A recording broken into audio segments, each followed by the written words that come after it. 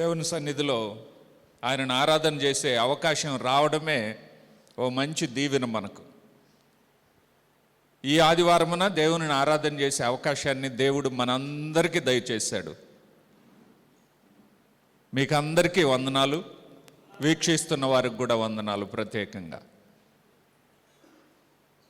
మత్తయి సువార్త 13వ అధ్యాయం నుండి గత వారములో కొన్ని సంగతులు ఆలోచన చేశాం. మరొక విషయాన్ని ఈరోజు మత్తయి సువార్త 13వ అధ్యాయం నుండి నేర్చుకునే ప్రయత్నం చేద్దాం.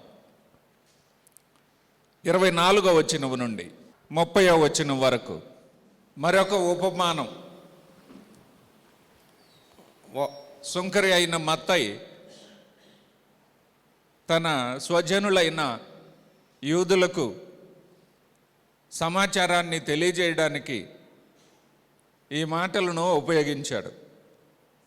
యూదులు ఒక పట్టాన వాక్యాన్ని అనగా ప్రభువును నమ్మరు. ప్రభు అయిన యేసు చెప్పిన మాటలను ఉపమానాల రూపంలో 13వ అధ్యాయంలో తెలియచేశాడు.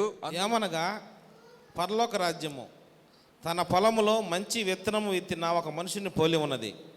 మనుషులు నిద్రించుండగా అతని శత్రువు వచ్చి గోధుమల మధ్యను గురుగులు విత్తిపోయాను. మొలకలు పెరిగి గింజ పట్టినప్పుడు గురుగులు కూడా అగపడెను. అప్పుడు ఇంటి యజమాని దాసులు అతని ఎద్దకు వచ్చి, అయ్యా, నువ్వు నీ పొలములో మంచి విత్తనము విత్తితివి కదా, అందులో గురుగులు ఎక్కడి నుండి వచ్చితివని అడిగిరి. ఇది శత్రువు చేసిన పని అని అతని వారితో చెప్పగా, ఆ దాసులు, మేము వెళ్ళి వాటిని పెరికి కూర్చుట నీకు ఇష్టమా అని అతన్ని అడిగిరి. అందుకతడు, వద్దు, గురుగులను పెరుగుచుండగా వాటితో కూడా ఒకవేళ గోధుమలను పెళ్ళగింతురు. కోతకాలం వరకు రెంటిని కలిసి ఎదుగునీయుడి. కోతకాలం ముందు గురుగులను ముందుగా కూర్చి వాటిని కాల్చివేయుటకు కట్టలు కట్టి గోధుమలను నా కొట్టులో చేర్చి పెట్టుడని కోతగంటతో చెప్పుదను నేను. చాలు. ఇది ఉపమానం. ఈ ఉపమానంలో ఉన్న సమాచారాన్ని తెలుసుకోవడానికి గోధుమలను ఆటంకపరిచే గురుగులు, ఇందులో ఉండే విషయాన్ని అర్థం చేసుకోవడానికి, ఈ ఉపమానంలో ఉండే సందేశము మనకు చేరడానికి ఈ మాట ఈ పాఠానికి పేరుగా నేను చెప్తున్నా. గోధుమలను ఆటంకపరిచే గురుగులు.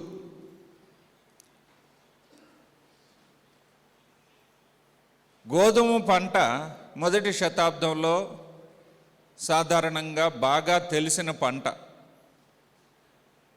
గురుగులు కూడా వారికి పరిచయమే. రెండింటినీ ఈ చోట ఉంచిపెట్టి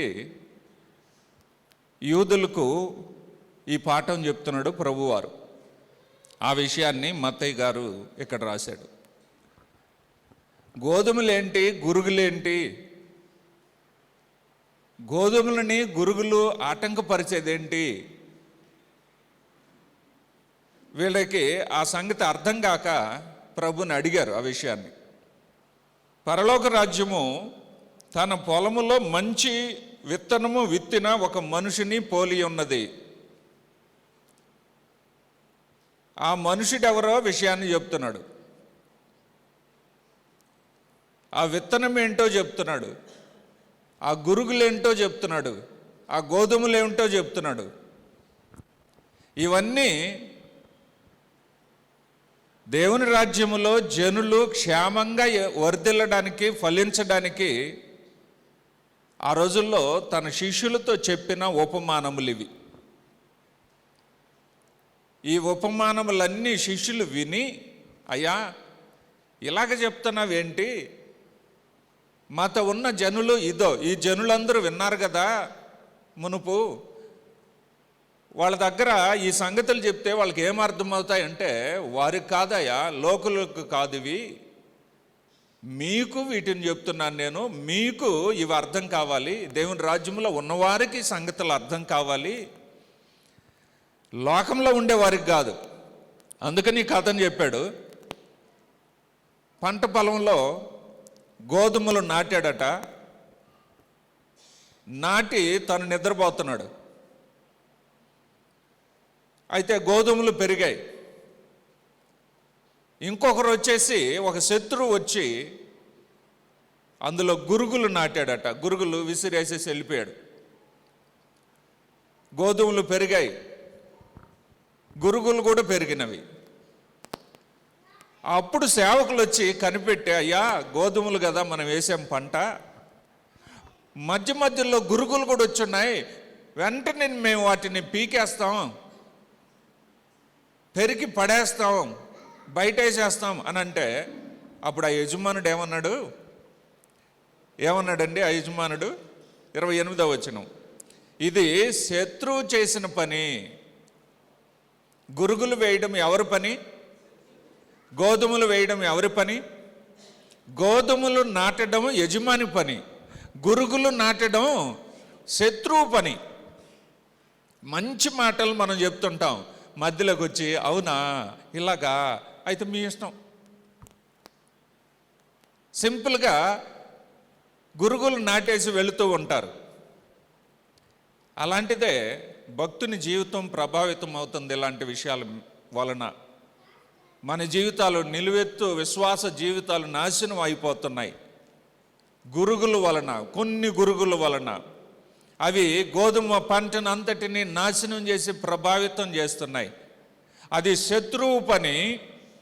అతడు వారితో చెప్పగా ఆ దాసులు, మేము వెళ్ళి వాటిని పెరికి కూర్చుట నీకు ఇష్టమా అని అడిగిరి. అయితే ఆ గురుగులను తీసేస్తాం మేము. మనకు తెలిసిన పంటల్లో కూడా కలుపు మొక్కలు ఉంటాయి కదా, కలుపు ఉందని చెప్పి వచ్చి చెప్తే మనం ఏమంటామంటే కలుపును తీసేయండి అని అంటాం. ఆ కలుపు పంటను నాశనం చేయదు కాబట్టి తీసేయమంటాం. అదే పెద్ద మొక్కలు ఉన్నాయనుకోండి, ఆ కలుపు మొక్కలను పెరికేస్తుంటే మనం వేసిన పంట మొక్కలు కూడా తెగిపోతాయి, నాశనం అయిపోతాయి. అప్పుడు ఏం చేస్తామంటే రెండిటిని బాగా ఏపుగా పెరగనిస్తాం. కోతకు వచ్చినప్పుడు గురుగులను గోధుమలను రెండింటిని కోసి గురుగులను నాశనం చేస్తామంటే తగలబెట్టేస్తాం, కాల్చివేస్తాం, గోధుమలను కొట్టుల్లో కూర్చుకుంటాం.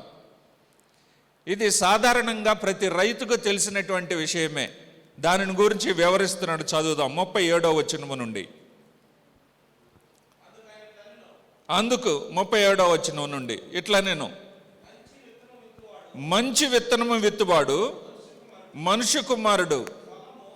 మంచి విత్తనాలను విత్తేవాడు యేసు ప్రభువారు.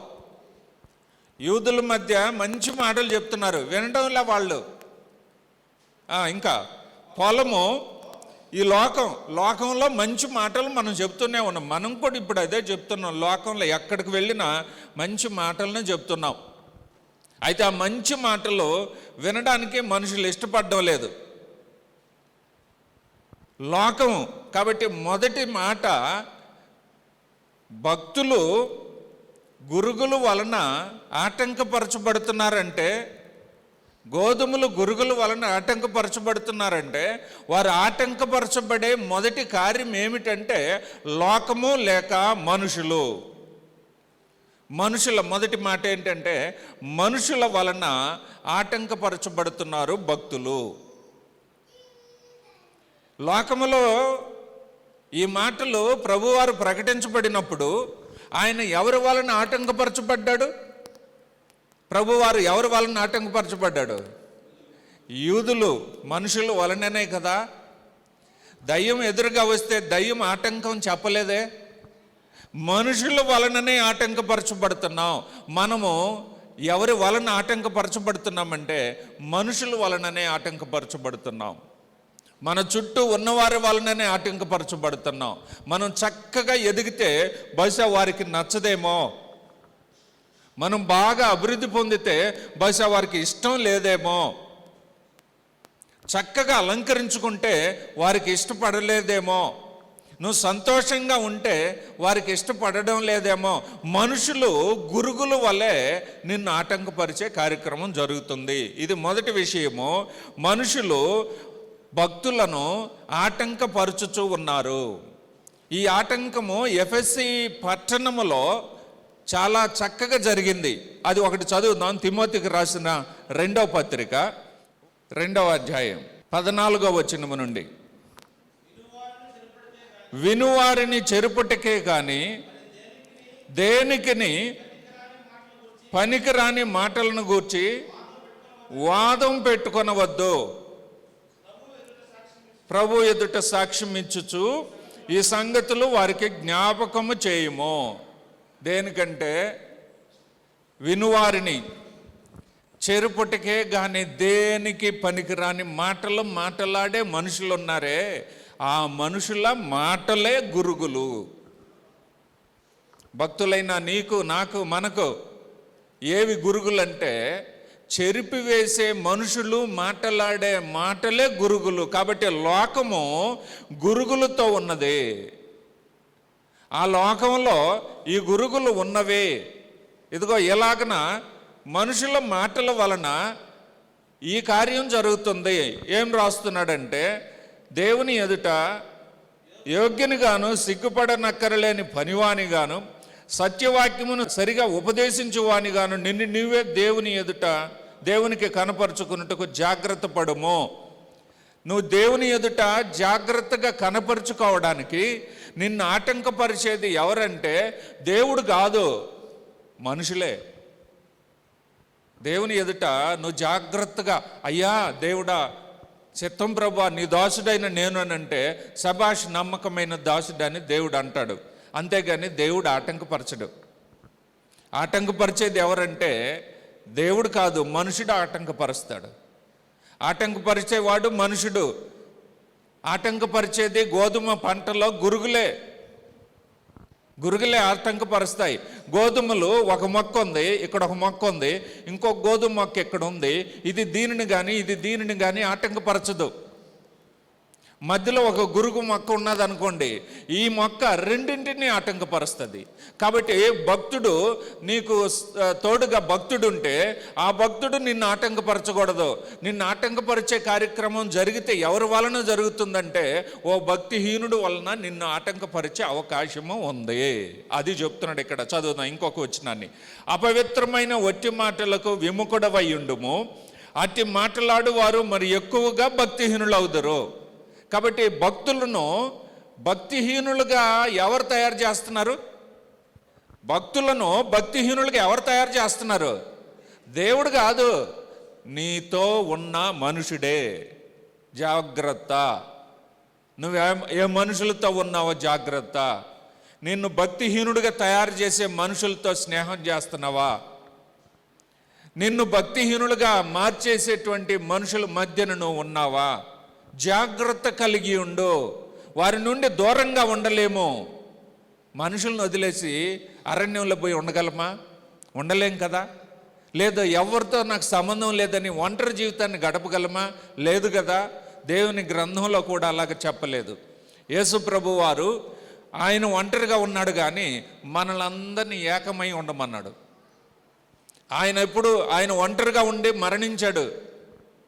కానీ మనలందరినీ ఆయన మరణం ద్వారా మనలందరినీ ఏం చేశాడంటే ఒంటరిగా ఉండకుండా జత చేసాడు. అందరూ ఐక్యంగా ఉండండి, సహోదరులందరూ ఐక్యం కలిగి ఉండండి అని చెప్పాడు. అందులో ఉండేవారు కొందరు ఉన్నారట, భక్తులను భక్తిహీనులుగా మార్చే గురుగులు లాంటి స్వభావం కలిగిన వారు భక్తిహీనులుగా చేస్తున్నారు. ఇంకా ఉంది, ఇంకా చదువుదాం అదే విషయాన్ని.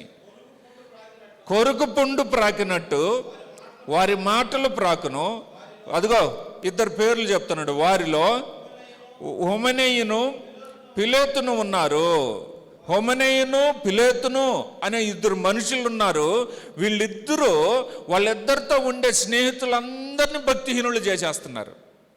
ప్రియ సోదరి సోదరుడా, నీతో ఉన్న స్నేహితులు, నీతో ఉన్న బంధువులు, నీతో ఉన్నవారు, మిత్రులు, ఆప్త మిత్రులు, శ్రేయోభిలాషులు నీ భక్తి మీద ప్రభావితం చేసి నిన్ను భక్తిహీనులుగా తయారు చేస్తున్నారా? జాగ్రత్త. వారితో స్నేహము నేరం కాదు, వారితో మిత్రులుగా ఉండడం నేరం కాదు, కానీ నీ భక్తిని పోగొట్టుకోవడం నేరం. ఆ పోగొట్టుకునే గురుగులు ఉన్నాయి. ఆ గురుగులను దూరం పెట్టలేము. ఈయన ఏం చెప్పాడు, సేవకులు వచ్చాడు, అయ్యా గురుగులు మొలిచాయి కదా, అవి కోసేసి అవి పెరికేసి కట్టలు కట్టి బయటేసేస్తామంటే ఏమన్నాడు, వద్దు వద్దు వద్దు. అలాగే మనం కూడా వారిని దూరం పెట్టడం సాధ్యమా? మనం వారిని దూరం పెట్టలేము. మన భక్తిని పాడు చేయని గురుగుల్లాగా జాగ్రత్తగా చూసుకోవాల్సిన బాధ్యత మన మీద ఉంది. హుమనేయును పిలేతు ఉన్నారు. వారు పునరుద్ధానము గతించినని చెప్పుచు సత్యము విషయము తప్పిపోయి కొందరి విశ్వాసమును చెరుపుచున్నారు. ఇది మొదటి రకమైన విషయము. గురుగులు ఎలాగా భక్తులను లేదా గోధుమలను ప్రభావితం చేస్తున్నారో, ఆటంకపరచుచూ ఉన్నారో. నిన్నెవరైనా ఆటంకపరిచారా? నీ విశ్వాసాన్ని పాడు చేయడానికి, నీ భక్తిని పాడు చేయడానికి ఎవరైనా ఆటంకపరిచారా? ఒకసారి జ్ఞాపకం చేసుకో. ఒకవేళ అలాగనే ఉంటే నీ భక్తిని ఆటంకపరిచే సందర్భంలో వారి ఎడల, వారి మాటల ఎడల బహు జాగ్రత్త. పౌలు గారికి ఈ సందర్భం వచ్చింది. అదే పత్రిక చదువుదాం, అదే విషయాన్ని చదువుదాం. 4వ అధ్యాయము, 2వ పత్రిక, తిమ్మోతికి 2వ పత్రిక 4వ అధ్యాయం 14వ వచనం. అలెగ్జాంద్రు అను కంచరివాడు నాకు చాలా కీడు చేసెను. అతని క్రియల చొప్పున ప్రభు అతనికి ప్రతిఫలం ఇచ్చెను. అతని విషయమై నీవును జాగ్రత్తగా ఉండి, ఇతను గురుగుల్లో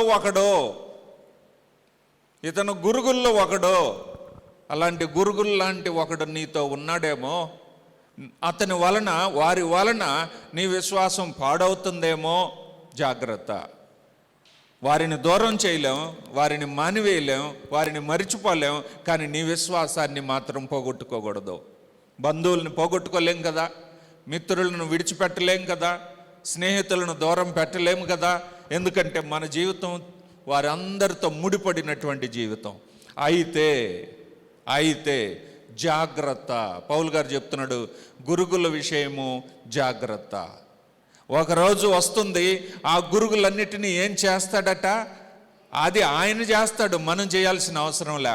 అంతవరకు నువ్వు ఓపికతో ఉండాల్సిందే. చాలా సందర్భాల్లో మనం చూస్తూ ఉంటాం, అన్యాయం జరిగినప్పుడు, అపాయం జరిగినప్పుడు, లేదా ఒకరి మీదకి దాడి చేస్తున్న సందర్భాలు ఎన్నో చూస్తున్నాం ఈ రోజుల్లో. ఏ కారణం లేకుండానే ఒకరు వెళ్ళి ఇంకొకరి మీద దాడి చేస్తున్నారు. ఏ కారణం లేకుండానే ఒకరి మీద ఇంకొకరు వెళ్ళి నిందలు మోపుతున్నారు. ఏ కారణం లేకుండానే ఇంకొకరిని హత్య చేసిన సందర్భాలు కూడా వార్తల్లో, టీవీల్లో చదువుతూ ఉన్నామంటే, అలాంటి మనుషులు వారు మారలేదని వారిలాగా నువ్వు తయారవ్వకూడదు. వారు మారలేదని, వారి దుష్టులని, దుర్మార్గులని, పాపులని, వారి వల్లే మనం మారకూడదు, మన విశ్వాసం పాడు కాకూడదు. అందుకు చెప్పాడు, గోధుమలు అనుభవించాల్సిందేనయ్యా. సేవకులు వచ్చాయ్యా, గురుగులు మొలిసాయి కదా, ఆ మొక్కలను పీకేసి అక్కడ వేసేస్తామయ్యా, గోధుమలు హ్యాపీగా ఉంటాయంట. లేదు, గోధుమలు అవి అనుభవించాల్సిందే. పక్కన ఎదుగుతున్న ఆ గురుగుల మొక్కలను అవి ఆటంకపరుస్తున్నా ఆటంకాలను అధిగమించాల్సిందే. కానీ వీటిని తీసి అంటే వాటిని తీసేయడట దేవుడు.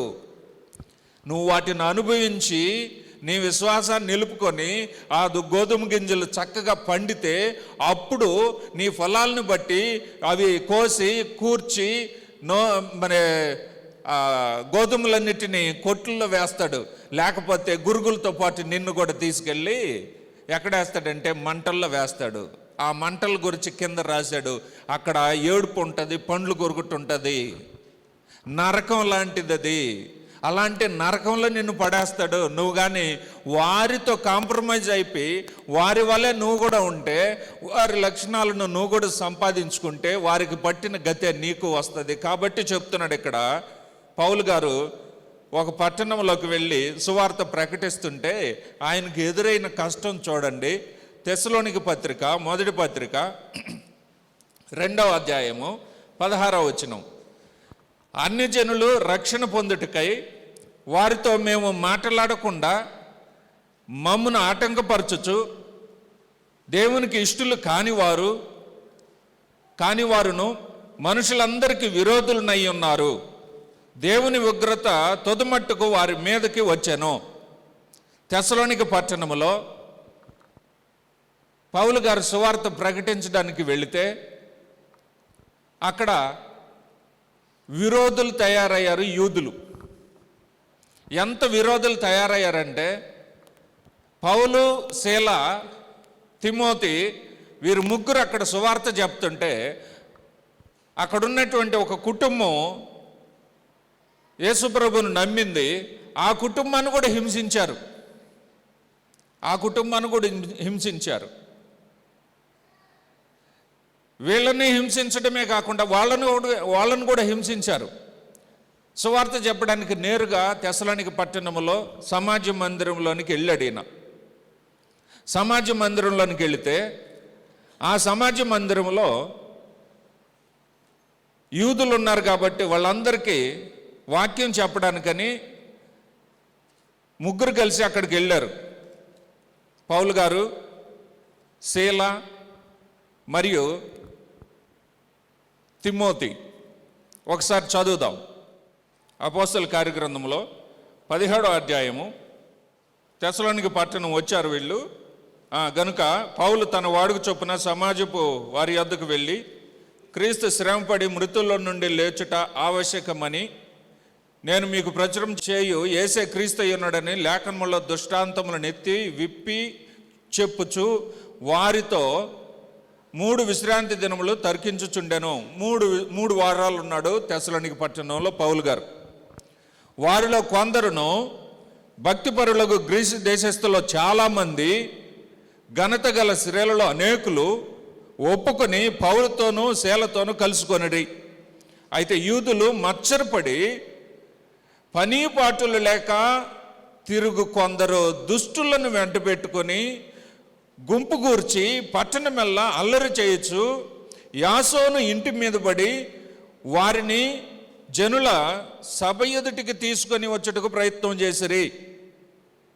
అయితే వారు కనబడనందున యాసోనును కొందరు సహోదరులను ఆ పట్టణపు అధికారుల యొద్దకు ఈడ్చుకొని పోయి, భూలోకమును తలకిందులు చేసిన వీరు ఇక్కడికి కూడా వచ్చి ఉన్నారు, యాసోను వీరిని చేర్చుకొని ఉన్నాడు. పౌలు, శీల, తిమోతి తెస్సలోనిక పట్టణానికి వెళితే వాళ్ళు అక్కడ వాక్యం చెప్తుంటే అక్కడ ఉండే జనాలు ఏం చేస్తున్నారంటే వాళ్ళు ఎవరంటే యూదులే. ఆ యూదుల్లో నుండే కొందరు గురుగులు లాంటి మనుషులు ఉన్నారు. వాళ్ళు ఎవరంటే పని బాటలు లేక ఏం రాశాడు అక్కడ కొందరు. అయితే యూదులు మత్సరపడి, చూడండి, యూదులు మత్సరపడి పని బాటలు లేక తిరుగు కొందరు దుష్టులను వెంట పెట్టుకొని గుంపుగా వచ్చి వీళ్ళ మీద పడ్డారు. గురుగులు అంటే వీళ్ళే కదా. వాక్యం చెప్తుంటే వచ్చేది దుష్టులైన వారు పని బాటలు మానేసి, ఈ రోజుల్లోనే కాదు, ఈరోజు జరిగినటువంటి సంఘటనలు మనం చూస్తుంటాం. ఈ రోజే కాదు జరిగింది, అవి ఏమి నిరుత్సాహపడాల్సిన అవసరంలే. ఈరోజే కాదు, మొదటి శతాబ్దంలో తెస్సలోనిక పట్టణములో, ఐరోపా ప్రాంతంలో, ఆ రోజుల్లో ఈ పట్టణము, ఈ ప్రాంతము మాసిదోనియా ప్రాంతం ఉన్నది. ఇప్పుడు ఈ ప్రాంతము గ్రీసు దేశంలో ఉన్నది. సమాజ మందిరంలోనికి వెళ్ళి, ఆ సమాజ మందిరం తెస్సలోనిక పట్టణం మధ్యలో ఉంది.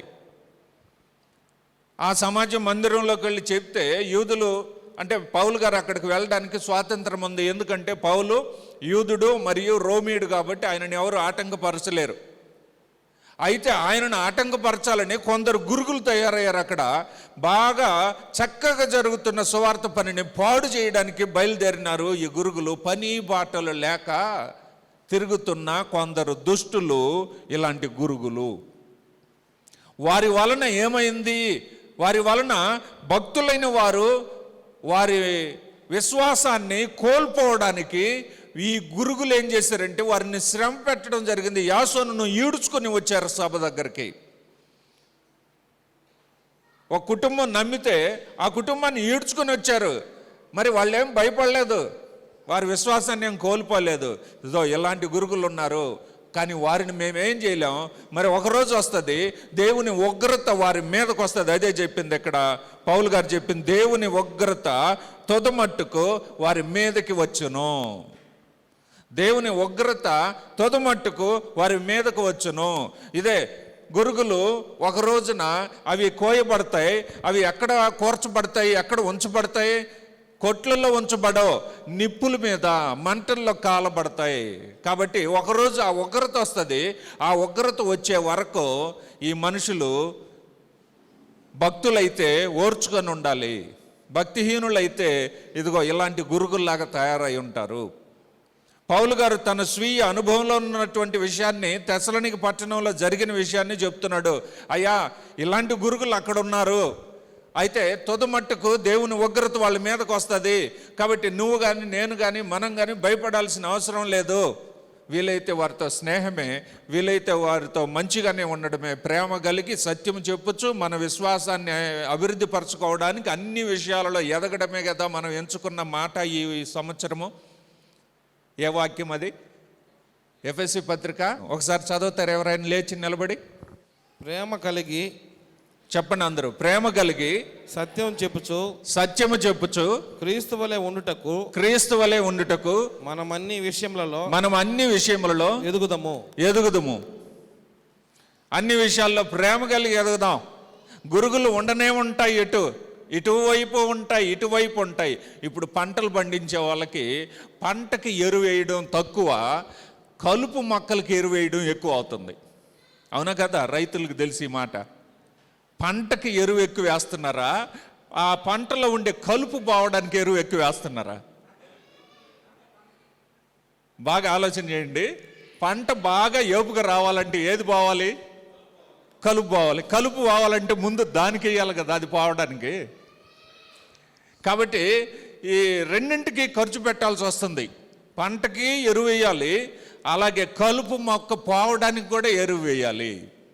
స్ప్రే మందు కొడుతూ ఉంటారు. దేనికి కొడతారు? అది పురుగు పడితే పురుగు పోవడానికి కొడతారు, అంతేగాని అది మొక్కకి బలం రావడానికి కదా. అది ఆ పురుగు పోయిందంటే మొక్క ఎటు పెరుగుతుంది, బలం వస్తుంది. సో గురుగులు ఎంత భయంకరంగా ఉంటున్నాయంటే పంటలను నాశనం చేస్తున్నాయి.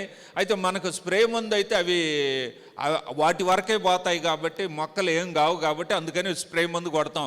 మొక్క కూడా ఇబ్బంది పడేట్టుకుంటే స్ప్రే కూడా కొడతాం. పెరిగితే పెరగనీలే, కాపుకు వచ్చినప్పుడు వాటిని కోసి తగలబెట్టేద్దాం, వీటిని కోసి బుట్టలో వేసుకుందాం అన్న ఆలోచన మనకు ఉంటుంది. అలాగనే మనం చాలా సందర్భాల్లో విసుగు పొందుంటాం లోకంలో జరిగే సంఘటనల వలన. అనేక మంది అనేక సందర్భాలలో ఇవెందుకు జరుగుతున్నాయి, ఇలాగెందుకు ఉన్నాయి, భక్తితో నేనున్నాను, భక్తిహీనులు బాగున్నారు, భక్తితో నేను ఉన్నాను, భక్తిహీనులు బాగా అభివృద్ధి పొందుతున్నారు అని ఇలాగా కొన్ని సందర్భాలలో మనము విచారం వ్యక్తపరుచుంటామేమో. అందుకని దేవుడు చెప్తున్నాడు, ఆగండి, కొన్ని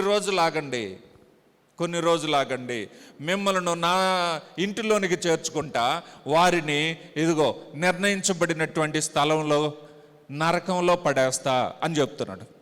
అందులో నుండి తప్పించుకునే దానికే కదా మనం నిలబడింది ప్రభు పక్షంగా. అందులో నిలబడినప్పుడు ఇంకెవరు మన మీద ప్రభావం చూపెట్టకూడదు కదా. గురుగులైతే ఏముంది, ఏపుగా ఎదగనివ్వండి, ఒకరోజు అవి కాల్చబడతాయి. అదే పౌలు గారు కొరింథీ పట్టణంలో కూడా ఇలాంటివి జరిగిందని చెప్తున్నాడు. 2వ కొరింథీ పత్రిక 10వ అధ్యాయము 5వ వచనం, మేము వితర్కములను దేవుని గూర్చిన జ్ఞానమును అడ్డగించు ప్రతి ఆటంకమును పడద్రోసి ప్రతి ఆలోచనను క్రీస్తుకు లోబడినట్టు చెరపట్టి. చాలు. పౌలు గారు కొరింథీ పట్టణంలో కూడా ఇలాగ జరిగింది ఆయనకు. ఏమంట? వితర్కములను దేవుని గురించిన జ్ఞానమును అడ్డగించు ప్రతి ఆటంకమును పడద్రోసి. ఆటంకాలు జరుగుతూనే ఉంటాయి. ఇది కొరింథీ పట్టణం కావచ్చు, లేకుంటే ఎఫెసీ పట్టణం కావచ్చు, లేకుంటే తెస్సలోనిక పట్టణం కావచ్చు, లేకుంటే మనం నివాసం ఉన్నటువంటి పట్టణం కావచ్చు. ఆటంకాలు సహజంగా జరుగుతూనే ఉంటాయి, గురుగులు సహజంగా వస్తూనే ఉంటాయి, ఏపుగా పెరుగుతూనే ఉంటాయి. ఎన్ని మొక్కలు మనం చూస్తున్నాం, అన్నీ మనకు ఉపయోగపడేవా? లేదు కదా. ఉపయోగపడలేనంత మాత్రాన వాటిని కొట్టిపడేస్తున్నామా? లేదు కదా. అలా కొట్టకూడదు. కొన్ని దేశాల్లో అయితే అసలు మొక్కల్ని పర్మిషన్ తీసుకోకుండా కొట్టకూడదు. న్యూజిలాండ్ లాంటి దేశాల్లో అయితే ఏ చెట్టును కొట్టాలన్నా కానీ పర్మిషన్ తెచ్చుకోవాలి. ఎందుకనంటే ఇప్పుడు పర్యావరణ పరిరక్షణ కుంటుపడిపోయింది. ఎక్కడ చూసిన మొక్కలను కొట్టేయడమే. అడవులో తిరిగి చూస్తే అది చదునైన నేలలాగా ఉంటుంది, మొక్కలు కొట్టేస్తున్నారు. అందుకని వాతావరణం కూడా మారిపోతుంది. ఎండలు ఇప్పుడే ఈ నెలలోనే ఎండలు భయంకరంగా వచ్చేసాయి. ఈ నెలలో కాదు, ఫిబ్రవరిలోనే మొదలైనవి భయంకరమైన ఎండలు. సో వాతావరణానికి హాని జరుగుతున్నాయి. మేబీ బహుశా ఆ కారణం చేతనే దేవుడు సమతుల్యం చేయడానికి అన్ని విషయాలను మనకు ఉపయోగపడినను ఉపయోగపడకపోయిన మొక్కలైనను కూడా సజావుగా ఏపుగా పెరగనిస్తున్నాడు. కొన్ని కొండల్లో లోయల్లో అక్కడ ఎన్నో రకాలైన మొక్కలు ఉన్నాయి. అవన్నీ మనకు ఉపయోగపడవు. కానీ ఏ రకంగా ఉపయోగపడతాయంటే మన వాతావరణాన్ని సమతుల్యం చేయడానికి ఉపయోగపడతాయి. అవి ఏ లాభం లేదు వాటి వలనని వాటిని కాల్చేయడం కొట్టివేయడమో చేయడానికి వీలు లేదట. ఎందుకంటే అవి ఒక రోజున కొట్టివేయబడతాయి, ఒక రోజున తీసివేయబడతాయి, ఒకరోజు వాటిని ముగించేస్తాను నేను. అందుకని దేవుని గూర్చిన జ్ఞానమును అడ్డగించు ప్రతి ఆటంకమును పడద్రోసి ప్రతి ఆలోచన క్రీస్తుకు లోబడినట్లుగా మేము ఎంతో ప్రయాసపడ్డాం. ఇలాంటి గురుగులను మేము లెక్క చేయము. ఇలాంటి గురుగులను, ఇలాంటి మనుషులను, మమ్మల్ని ఆటంకపరిచిన మనుషులను, మా మీదకు తిరుగుబాటు చేసిన మనుషులను, మా మీద దాడి చేసిన మనుషులను, లుస్రాలో అయితే వారిని కొట్టి పౌలు గారు చచ్చిపోయినాడు అనుకొని వాళ్ళు వదిలేసి వెళ్ళిపోతారు. అయినా అక్కడి నుంచి పైకి లేచి వీళ్ళ మీద గొడవకి వెళ్ళలేదు పౌలు గారు. మరలా తిరిగి దెర్బేకి వెళ్ళి ఆడ నుంచి మరలా లుస్రా పట్టణానికి వచ్చాడు. ఆ లుస్రాలోకి వచ్చి కొట్టిన ప్రాంతంలోనే మరలా క్రీస్తుని ప్రకటించాడు. అయ్యా నిన్ను కొట్టినాడు కదా వీళ్ళంటే పెరగనివ్వండి, గురుగులు పెరగతాయి, ఒకరోజు దేవుని ఉగ్రత వస్తుంది. ఒకవేళ అలాగా వీళ్ళు యేసుప్రభుని నమ్ముకుంటారేమో, కాబట్టి పెరగనివ్వండి. తెసలోనిక పట్టణంలోనైతేనేమి, ఫిలిప్పీ పట్టణంలో, నేడు మనం నివాసం ఉన్న పట్టణంలోనైతేనేమి ఆటంకపరిచే అనేక సందర్భాలు మనం ఎదుర్కొంటూ ఉంటాం. మనం చెప్తుంటాం, వీళ్ళ వల్ల మేము రాలేకపోతున్నాం, వీళ్ళ వల్ల మేము ఎదగలేకపోతున్నాం. నువ్వు అంటున్నావేమో వాళ్ళ వలన కారణాన్ని చెప్పడానికైతే వీలు లేదు. నీ భక్తిని నువ్వు కాపాడుకోవాలి. ఇంకొంతమంది అయితే ఇంట్లో వాళ్ళ మీదనే చెప్తారు. ఇంట్లో వాళ్ళ మీదే, భార్య భర్త మీద, భర్త భార్య మీద, లేదా పిల్లల మీద, తల్లిదండ్రుల మీద ఇలాగ సాకులు చెప్పేటువంటి వారు ఉన్నారు కొంతమంది. కొంతమంది అయితే వంతులు వేసుకుంటారు. ఈ వారం నేను పోతాను, వచ్చే వారం మీరు వెళ్ళండి, ఈ వారం నేను వెళ్తాను, వచ్చే వారం నువ్వని వంతులు వేసుకొని దేవుని దగ్గరకు రావడానికి ప్రయత్నం చేస్తుంటారు కొంతమంది. అంటే నీ విశ్వాసాన్ని ఆటంకపరిచే గురుగులు లోకంలోనే ఉన్నారా, నీ లోపల కూడా ఉన్నారా? మన లోపల కూడా ఉన్నారా ఆలోచన చేయండి. మన ఇంటి లోపల కూడా ఉన్నారా ఆలోచన చేయండి. ఆ గురుగుల్ని మనమే తయారు చేసుకుంటున్నాం. మనల్ని ఆటంకపరిచేది ఏదైనా ఉన్న ఎడలు అది గురుగులతో సమానమే. నిన్ను విశ్వాసంలో ఎదగనీయకుండా చేసేది, ఆ గురుగులు బాగా ఎదుగుతున్నాయంటే గోధుమల్ని ఎదగనీయకుండా చేస్తున్నాయని కదా అర్థం. కాబట్టి అవి బాగా ఎదుగుతున్నాయంటే ఆటంకాలు మన విశ్వాసాన్ని అణిచివేస్తున్నాయనే కదా అర్థం. ముళ్ళ పొదలలో పడినటువంటి విత్తనం మొలకెత్తినట్లు ముళ్ళు ఎలాగా అణిచివేస్తాయో గురుగులు నీతో పాటు సమానంగానే పెరుగుతాయి, మనతో పాటు సమానంగానే పెరుగుతాయి. అయినను అవి మనల్ని ఆటంకపరుస్తాయి. మనకిచ్చే ఆహారాన్ని తింటాయట. ఈ మొక్కకేసేది దానికి కూడా వస్తుందట. అందుకని దేవుడు ఏం చేస్తున్నాడంటే భక్తులు ఆటంకం ఏమీ లేకుండా పెరగడానికి భక్తిహీనులను కూడా ఆయన ఏం చేస్తున్నాడు, ఆశీర్వదిస్తున్నాడు. భక్తులు క్షేమంగా ఉండడానికి దేవుడు భక్తిహీనులను కూడా ఏం చేస్తున్నాడు? మత్తయి సువార్త 5వ అధ్యాయంలో చదువుతాం కదా, 44వ వచనం నుండి, నీతిమంతుల మీదను అనీతిమంతుల మీదను అందరి మీద ఆయన సూర్యుడిని ఉదయింపజేసి వర్షాన్ని ఇచ్చి భూమిని నిండించి పండించి ఆహారం ఇస్తున్నాడు. మరి నువ్వు నేను మనమేంటి వాళ్ళని విరోధంగా చేసుకునేది? దేవుడే వారిని పోషిస్తున్నాడని చెప్తున్నాడే, మరి నీకెందుకు వారితో విరోధం? నీకెందుకు వారితో విభేదం?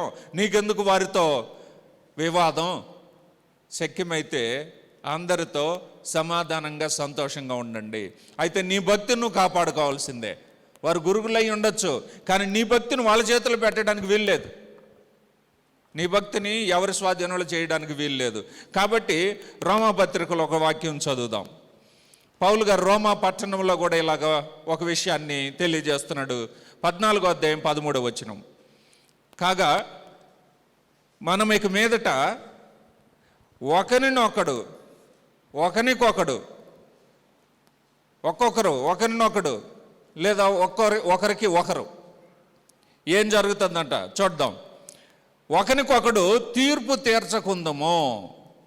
ఒకవేళ నువ్వు తీర్పు తీరిస్తే నువ్వే గురుగుల్లో ఉన్నావు. నీ సోదరునికి నువ్వు తీర్పు తీరుస్తున్నావంటే నీ సోదరుని పక్కన నువ్వు గురుగుల్లో ఉన్న మొక్కే, నీ సోదరుడు గోధుమ మొక్క. మరి నువ్వు గోధుమ మొక్కలాగా ఉంటున్నావా, గురుగులు మొక్కలాగా ఉంటున్నావా? ఒకసారి ఆలోచన చేయండి. ఒకరికి ఒకడు తీర్పు తీర్చకుందాం. కొంతమంది చిటికలో తీర్పు తీర్చేస్తాడు. ఆయన మంచోడు కాదు, ఈయన మంచోడు కాదు, ఆయన మంచోడు కాదు, ఈయన మంచోడు కాదు. మరి ఇంకెవరు మంచోడు అంటే నేను అందరిలో అంటోండు కాదు. సో ఇలాంటి భలే టెక్నిక్గా మాట్లాడుతుంటారు.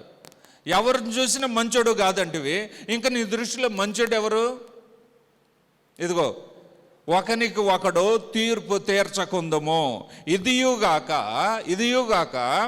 సహోదరునికి అడ్డమైనను ఆటంకమైనను కలుగజేయకుందుమని మీరు నిశ్చయించుకొనుడి. మీరు నిశ్చయం తీసుకోండి. ఈరోజు నిశ్చయం తీసుకోండి, నేను గురుగుల్లో ఉండను, నా సోదరునికి గోధుమ మొక్కలాగా సహకరిస్తా, నా సోదరికి గోధుమ మొక్కలాగా సహకరిస్తా, నేను గురుగుల్లో ఉండే మొక్కలాగా నేను ఉండను, నేను ఆటంకం చేయను, నేను మరి తీర్పు తీర్చను, నేను వాళ్ళకి అడ్డం చెప్పను.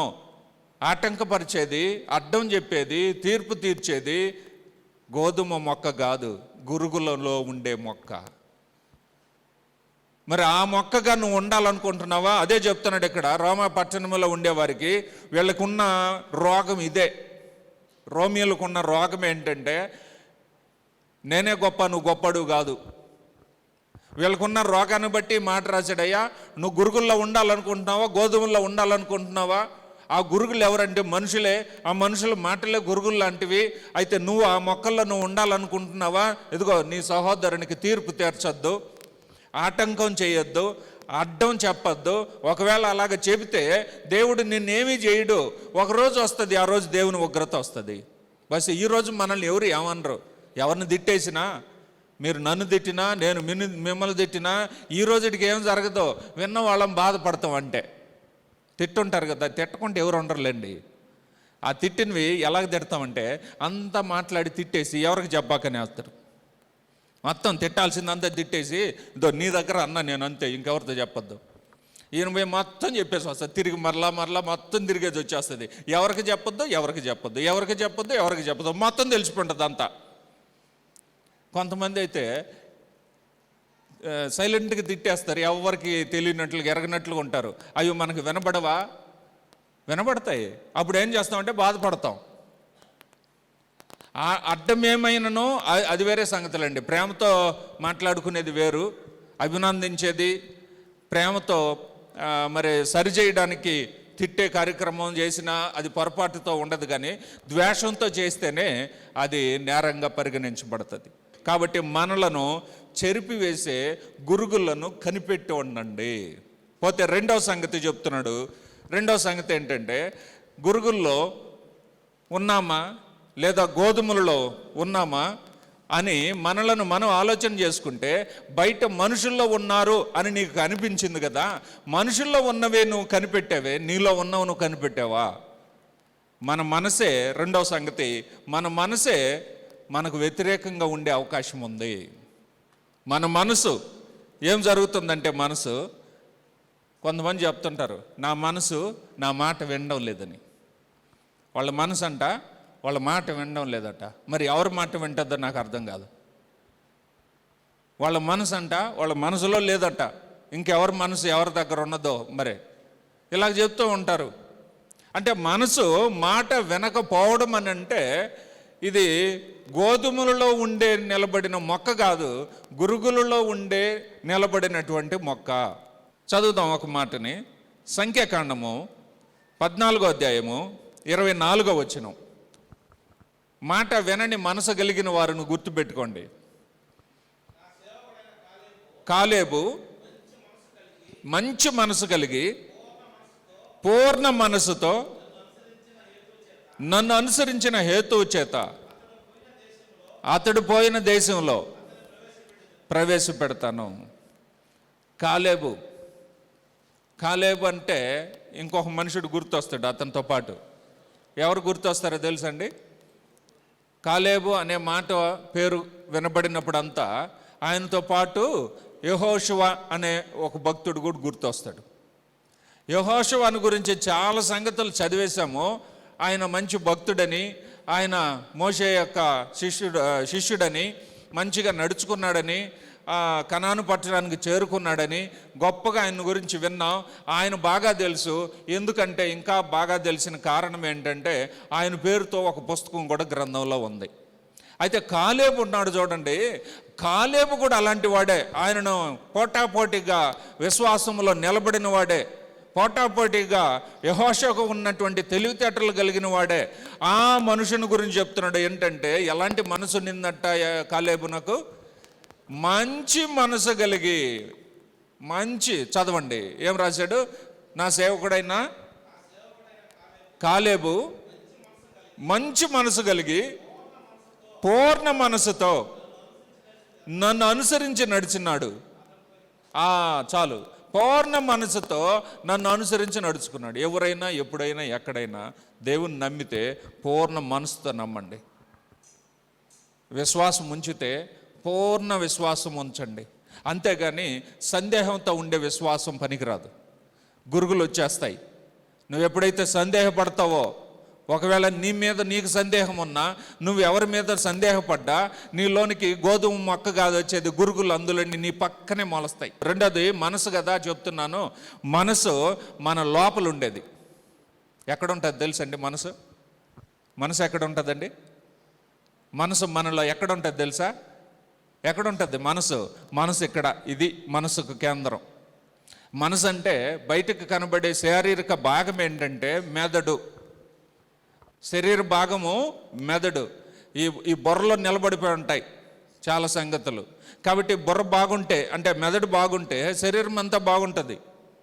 మనసులో కలిగే ఆలోచనలు బాగుంటే ఆ తర్వాత ఇంకొక భాగాన్ని కలుపుతుంది. మనసు గుండెకి కలుపుతుంది అన్నమాట. కాబట్టి మనసు బాగుంటే ఆలోచనలు బాగుంటాయి. నా సేవకుడైన కాలేబు అతని ఆలోచనలన్నీ బాగున్నాయి. ఎక్కడ యెహోషువతో విభేదించలేదు. ఇది గుర్తుపెట్టుకోవాలా. దాదాపుగా 40 సంవత్సరాల వారి ప్రయాణంలో చాలామందితో విభేదించారు, నాశనం అయిపోయారు. ఎలాంటి విభేదాలు లేకుండా ఇద్దరు మనుషులు ఇంతకాలం కొనసాగారంటే వాళ్ళ మనసును అభినందించాలి, వారి మనసును అభినందించాలి. అలాంటిది మన కుటుంబాల్లో 4 వ్యక్తులుంటే 4 మనసులు ఒకటిగా ఉండాలని దేవుడు కోరతాడు.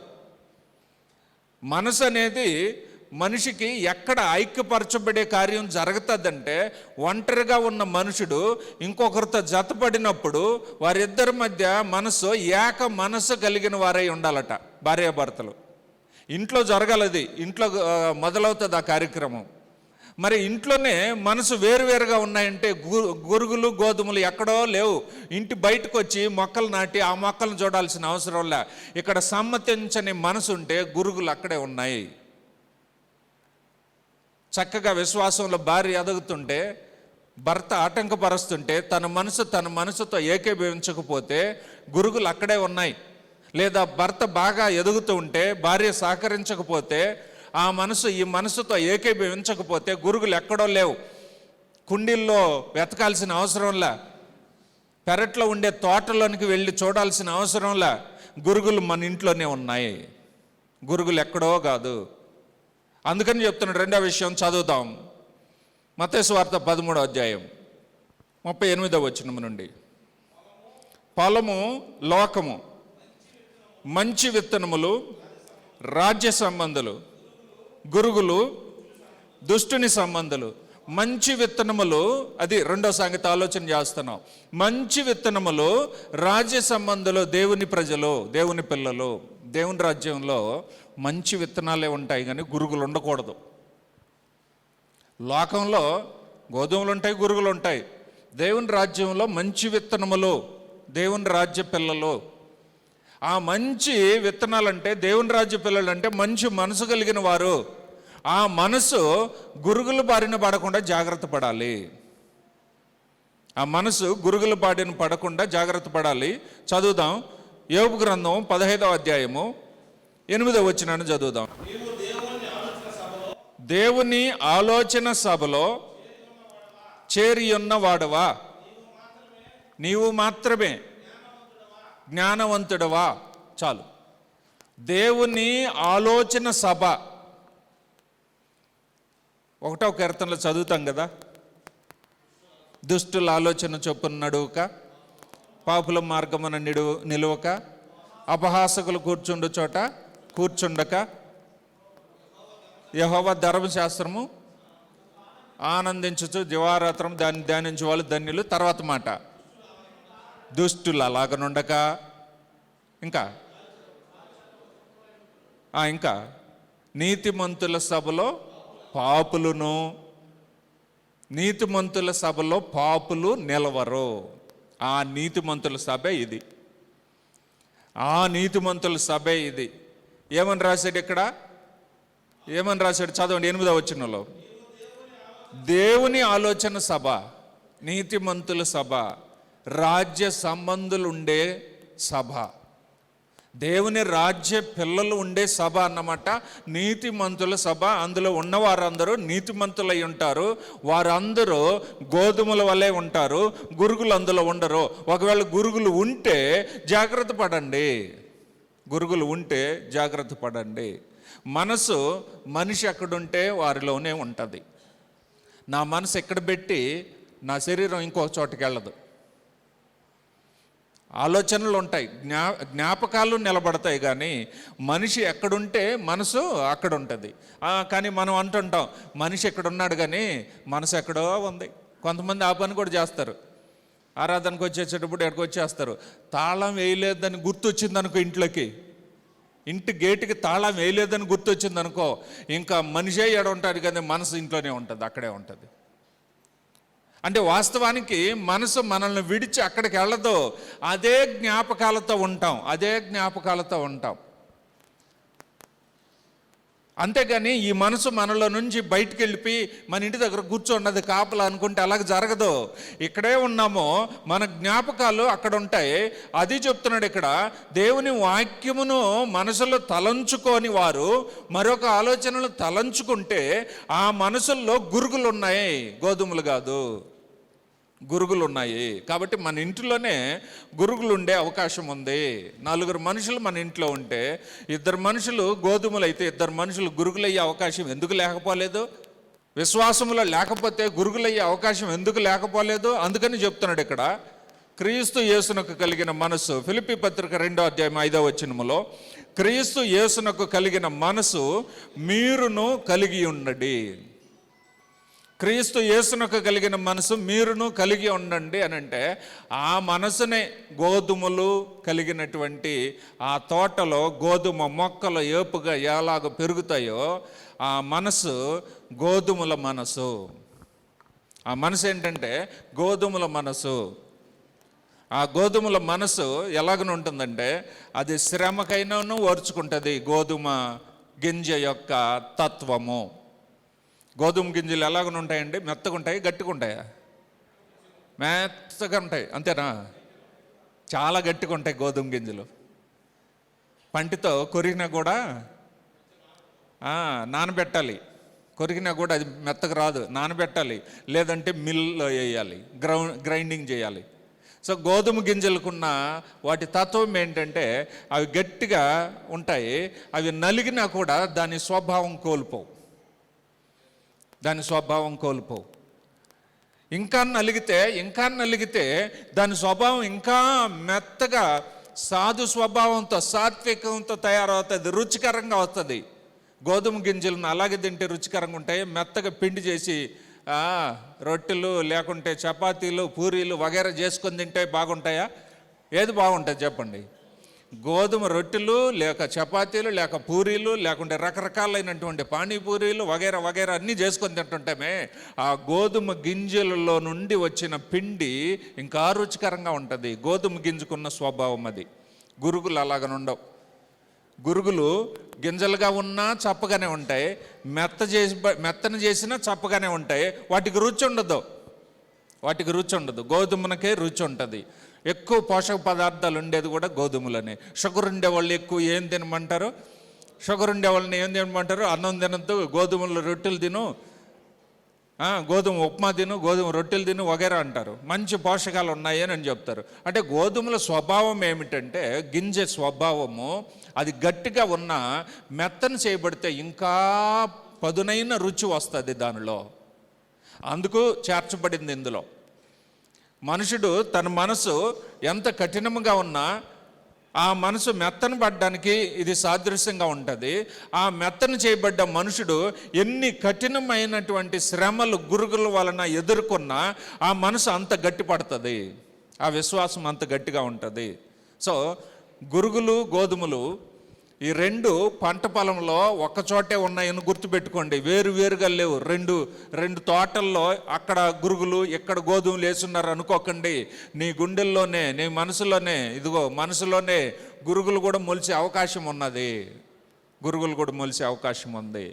ఆలోచనలన్నీ మంచి ఆలోచనలు అయితే, పాపుల ఆలోచనలు అయితే గురుగులు అందులోనే మొలకెత్తుతాయి. పరిశుద్ధుల ఆలోచనలు అయితే గోధుమలు అందులోనే ఉంటాయి. రెండింటిని కలిపేదానికి అవకాశం ఉండదు. మన ఇంటిలో మనం చూసినట్లయితే క్రీస్తు యేసునకు కలిగిన మనసు కలిగిన వారి ఇంటి నిండా ఉండాలని దేవుడు కోరతాడు. ఎందుకంటే విశ్వాస గృహం ఆయనకి ఇష్టమైంది. లోకంలో దేవునికి ఇష్టమైంది ఏంటి? దేవునికి ఇష్టమైనది ఏంటి అంటే ఒక మనుషుడు, పరిశుద్ధుడైన మనుషుడు ఇష్టమైన వాడు. తర్వాత ఇష్టమైనది ఒక విశ్వాస గృహం దేవునికి ఇష్టమైంది. అందుకని ఎఫెసీ పత్రికలు చెప్తాడు, భూమి మీద పరలోకమందు దేవుడు కోరుకున్నటువంటి ఆ విశ్వాసము ఉండడానికి ఆయన ఇష్టపడి ఇదిగో భూమి మీద ఒక మంచి కుటుంబంగా ఏర్పడాలని మనలందరినీ కోరుకుంటున్నాడు. మనందరం ఏ తండ్రిని బట్టి కుటుంబంగా పిలువబడి ప్రార్థన చేస్తున్నామో అలాంటి కుటుంబం, విశ్వాస కుటుంబం భూమి మీద ఉండాలని దేవుడు ఆశపడుతున్నాడు. మన కుటుంబం అలాగ ఉండాలని కోరుతున్నాడు. మన ఇంట్లోనే గురుగులు గోధుమలు ఏపుగా ఇద్దరు కలిసిమెలిసి పెరగాలని కోరుకోవడంలే. జాగ్రత్త పడండి. ఒకవేళ గురుగులు లాంటి మనసు ఉంటే మార్చుకొని గోధుమలు లాంటి స్వభావం కలిగిన మనసును కలిగిన వారంగా ఉండాలి. అలాగా ఉండాలంటే హెబ్రీ పత్రిక 4వ అధ్యాయము 12వ వచనములో దేవుని వాక్యమే ఆ కార్యం చేస్తుందట. చదువుదాం. ఎందుకనగా దేవుని వాక్యము సజీవమై బలము గలదై రెండంచులు గల ఎటువంటి ఖడ్గము కంటెను వాడిగా ఉండి కేళ్లను మూలుగును విభజించినంత మట్టుకు దూరుచు హృదయం యొక్క తలంపులను ఆలోచనలను, అది ఆలోచనలు అన్నడే నీ మనసులోనికి దేవుని వాక్యం పోతే ఆ ఆలోచనలన్నిటినీ శోధించి ఫిల్టర్ చేసేస్తుంది దేవుని వాక్యం. అదే నీ మనసులోకి మనుషులు మాటలే పోతే ఆ మనుషుల మాటలు కూడా శోధించి దేవుని మాటలు పక్క దోసి అక్కడ గురుగులు మొలుస్తాయి, మనసులోని గురుగులు మొలుస్తాయి. జాగ్రత్త. మన మనసు మన మాట వినాలి. మన మనసు దేవుని మాటకు లోబడాలి. మన మనసు మంచి మనసు అయి ఉండాలి. ఆ మనసు గురుగులను కాకుండా గోధుమలను పోలిన మనసు అయి ఉండాలి. లేకపోతే చాలా ప్రమాదం. ఏం జరుగుతుందట? లేకపోతే ఏం జరుగుతుంది? వాటిని విత్తిన వాడు శత్రువు. ఒకవేళ లేకపోతే ఆ గురుగులు మనసు ఉన్నదనుకోండి, ఆ మనసును విత్తేది ఎవరు? శత్రువు, అపవాది. ఆ అపవాది విత్తితే ఏం జరుగుతుంది? వాటిని 39వ వచనం, వాటిని విత్తిన శత్రువు అపవాది కోత యుగ సమాప్తి, కోత కోయవారు దేవుని దూతలు. గురుగులు ఎలాగ కోర్చబడి అగ్నిలో కాల్చవేయబడినో అలాగే యుగ సమాప్తి యందు జరుగును. చివరి దినాన ఇప్పుడైతే ఏం కాదులే అని అనుకుంటాం.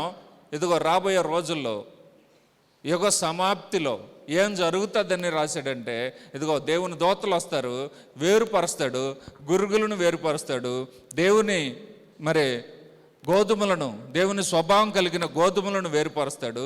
గురుగులను ఎక్కడ ఉంచుతాడో అక్కడ ఉంచుతాడు, గోధుమలను ఎక్కడ ఉంచాలని అక్కడ ఉంచుతాడట. కావున మనసు గురుగులు లాంటి మనసు కలిగి ఉండకూడదు. మనసు అంటే మన మెదడు, బ్రెయిన్ బాగుండాలంటే దేవుని వాక్యం అందులోనికి ఎక్కువగా అందజేయబడాలి. ఆ వాక్యం మనసులో కానీ ఉంటే ఆ మనసు క్రీస్తునకు కలిగిన మనసు వలె సిద్ధపడడానికి చక్కని అవకాశం ఉంది. కావున మనసు చెరిపే గురుగుల జోలికి పోకుండా జాగ్రత్తగా ఉండాలి. మనసు చెడిపోద్దంటే దేవుని వాక్యం వలన మనసు, ఏ మనిషిని మనసు చెడిపోదు. దేని వలన చెడిపోవచ్చు? ఒకవేళ మనసు చెడిపోతే మనుషుల మాటల వలన చెడిపోద్ది. 3వ కార్యక్రమం చదువుదాం. 3వ కార్యక్రమం హృదయము, 27వ వచనం. ఆ ఇంటి యజమాని దాసులు అతని వద్దకు వచ్చి, అయ్యా, నీవు నీ పొలంలో మంచి విత్తనము విత్తితివి కదా, మంచి విత్తనము నీ పొలంలో విత్తితివి కదా, ఆ పొలము హృదయానికి సాదృశ్యం. ఆ పొలము హృదయానికి సాదృశ్యం అంటే దేవుని వాక్యము విత్తబడింది కదా అని అంటే హృదయంలో విత్తబడినది. 3వ విషయం ఏంటంటే మనుషుల్ని ఆటంకపరిచే 3వ రకమైనటువంటి కార్యక్రమం, గోధుమలను ఆటంకపరిచే గురుగులుగా మనిషిని ఆటంకపరిచే మరి ఒక కారణం ఏంటంటే హృదయం. నీ హృదయమే నిన్ను ఆటంకపరుస్తుంది. చదువుదాం. మత్తయి సువార్త 5వ అధ్యాయం 8వ వచనం. హృదయ శుద్ధి గలవారు ధన్యులు, వారు దేవుణ్ణి చూసెదరు. మరి హృదయ శుద్ధి లేకపోతే దేవుణ్ణి చూడలేం కదా, చూడడానికి అవకాశం లేదు. మరి అందరిలో ఆ హృదయ శుద్ధి ఉండాలి కదా. హృదయ శుద్ధి మనుషునికి స్వతహాగా కలుగుతుందా? కలగదు. మరి ఎవరి వలన హృదయ శుద్ధి కలుగుతుంది? దేవుని వాక్యం వలన. అదే చదివింది హెబ్రీ పత్రికలో. దేవుని వాక్యం వలననే, దానిని జాగ్రత్తగా చూసుకొని దానిని అనుసరించి నడుచుకొనుట వలననే కదా మనము పరిశుద్ధత పొందగలము. అలాంటి హృదయమును దేవుడు కోరుతున్నాడు. కానీ నరుని యొక్క హృదయం ఎలాగ తయారైంది? ఆదికాండ గ్రంథం 8వ అధ్యాయము 21వ వచనం. అప్పుడు యెహోవా ఇంపైన సువాసనను ఆగ్రానించి, ఇక మీదట నరులను బట్టి భూమిని మరలా శపించను. ఎందుకనగా నరుల హృదయాలోచన వారి బాల్యము నుండి చెడ్డది. నేను ఇప్పుడు చేసిన ప్రకారం ఎకను సమస్త జీవులను సంహరింపను. నరుల హృదయాలోచన బాల్యము నుండి చెడ్డది. నరుల యొక్క హృదయము ఎలాంటిదట?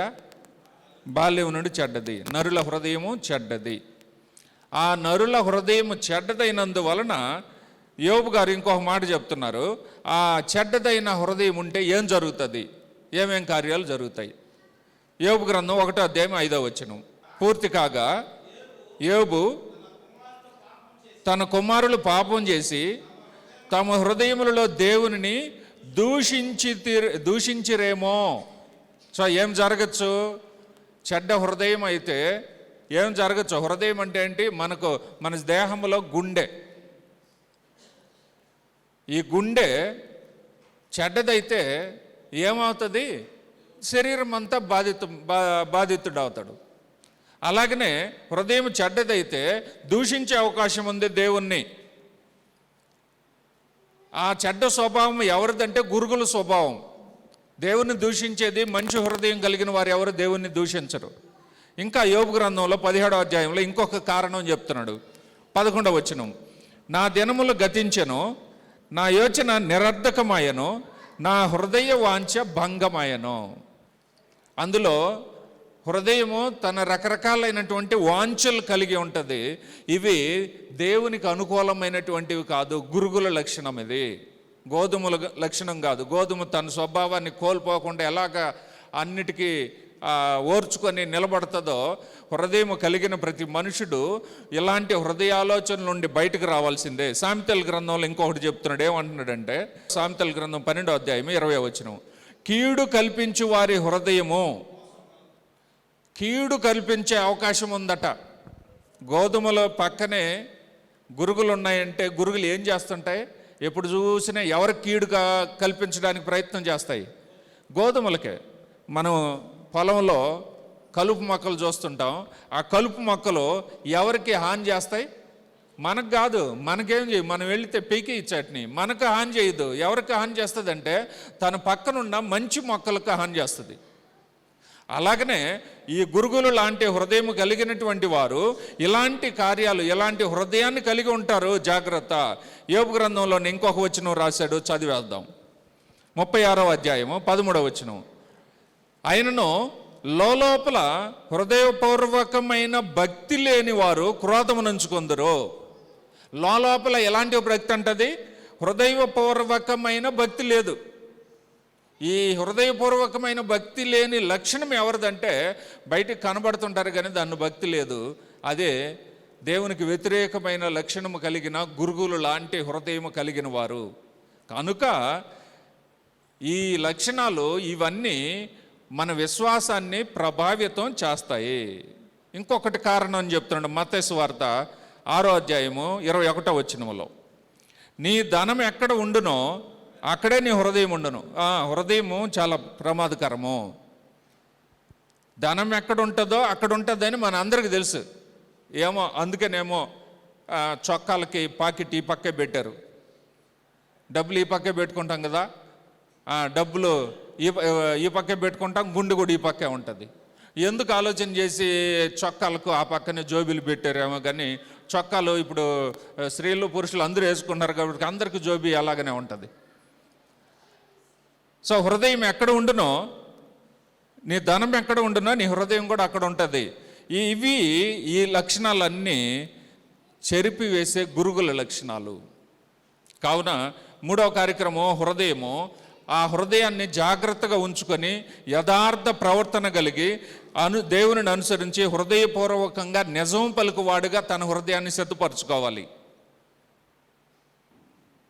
గురుగుల లక్షణాలు ఇలాంటివి. అందుకని చెప్తున్నాడు, గురుగులు పెరుగుతున్నాయి, గోధుమలు పెరుగుతున్నాయి. రేపు ఒక రోజున ఏం జరుగుతుందంటే ప్రభు యొక్క రాకడలో దోతలు వస్తారట, రెండింటిని వేరుపరుస్తారట.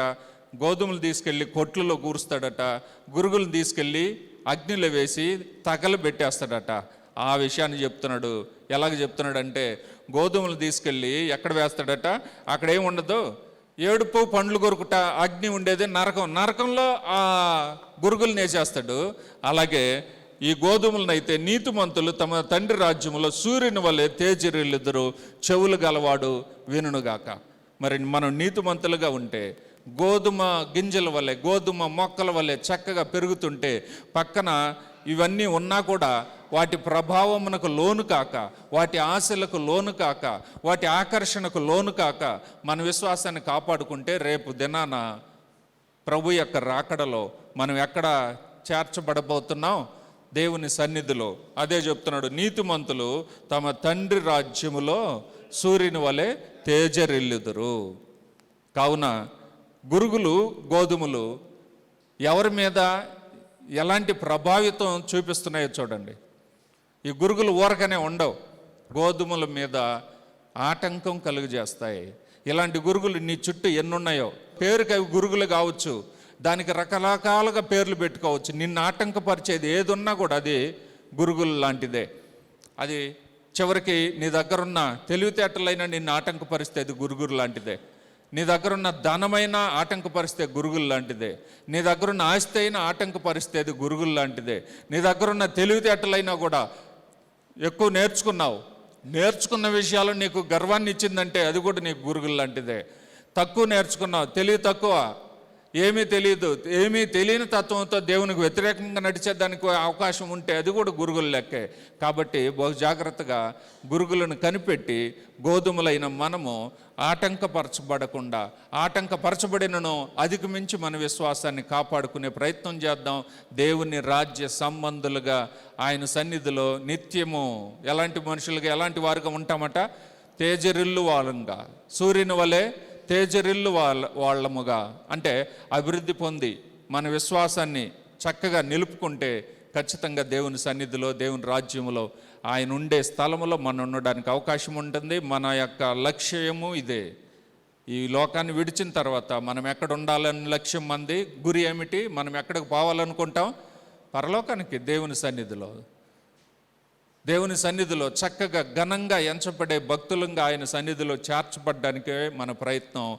ఆ ప్రయత్నంలో మనల్ని ఆటంకపరిచేవి అనేకమైన గురుగులు ఉన్నాయి. ఆ గురుగులను ఒక కంట కనిపెట్టి గోధుమలు ఎలాగా ఏపుగా పెరుగుతున్నాయో మనం కూడా పెరిగి మంచి ఫలాలు ఫలించాలని, దేవుని రాజ్యంలో అలాంటి ఫలాలు ఉండాలని దేవుడు కోరాడు. ప్రయత్నం చేద్దాం, దేవుడు మనల్ని నడిపిస్తాడు. మీకు అందరికీ వందనాలు.